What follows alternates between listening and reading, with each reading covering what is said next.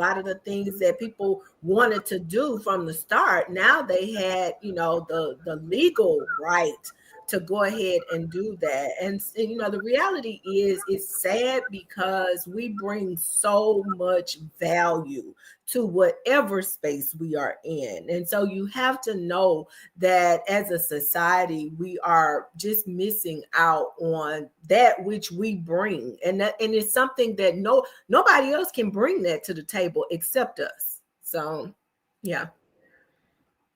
But that's real, because the thing about it is, what people who understand diversity understand is diversity breeds, and it breeds inclusion, but it also breeds people morale. When you work together, you have morale.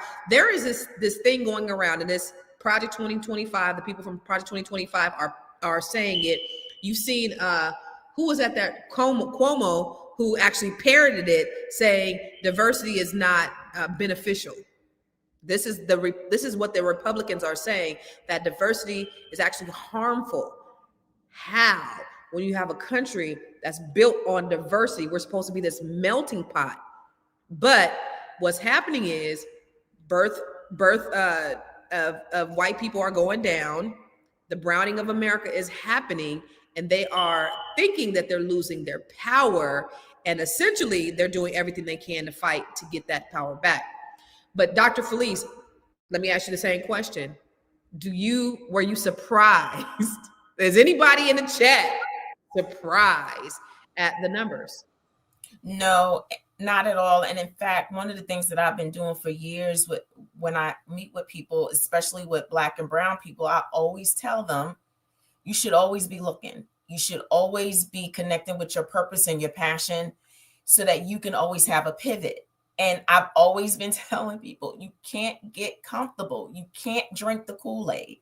And so and DEI was always an illusion, right? Now, it did allow for people to get in the door, but did corporations really practice DEI? Not really. And so now what this time has caused is for people to really be who they are. Now they're really showing us who they are and what they've always wanted. And so I think we've been in sort of like a matrix where people thought, oh my gosh, now there really is diversity. No, it was never real, even when we had it. It was just in name only, but not really in intention and in real practice. And so I've always been telling Black and brown people, like, you got to have a pivot just in case. Like, they don't really want you there. When they created that corporation, it was never with you in mind. And I've always been telling people that corporate America is just a modern day plantation. And if you look at dynamics of that was modern day plantation, they still only had certain people in certain higher up offices, but the people working the field, the people making sure that the company made the money, those were the Black and brown people. And so, it's just been a modern day corporation. And then this is what I think is going to happen. I think it's going to backfire. I think you removing the salt, you removing the preservatives from your company is going to backfire on you.